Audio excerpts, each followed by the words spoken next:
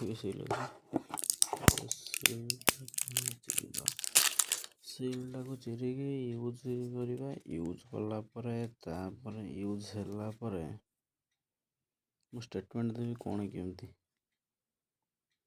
ନା ଆକ୍ଚୁଆଲି ଭଲ କି ଖରାପ ୟୁଜ୍ ହେଲା ପରେ ଷ୍ଟେଟମେଣ୍ଟ ମିଳିବ। ଏଇଟା ଟ୍ରାଏ ଆୟୁର୍ବେଦର କୁମକୁମାଦି ଫେସ୍ ୱାଶ୍।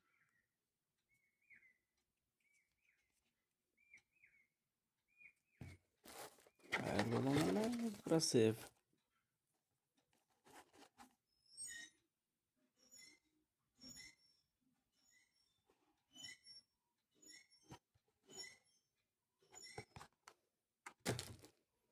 ୟୁଜ୍ ହେଲା ପରେ ଏଇଟା ମୁଁ ଟୋଟାଲ୍ ମୋର ରିଭ୍ୟୁ ଦେବି ପ୍ରଡ଼କ୍ଟ ଉପରେ କ'ଣ କେମିତି।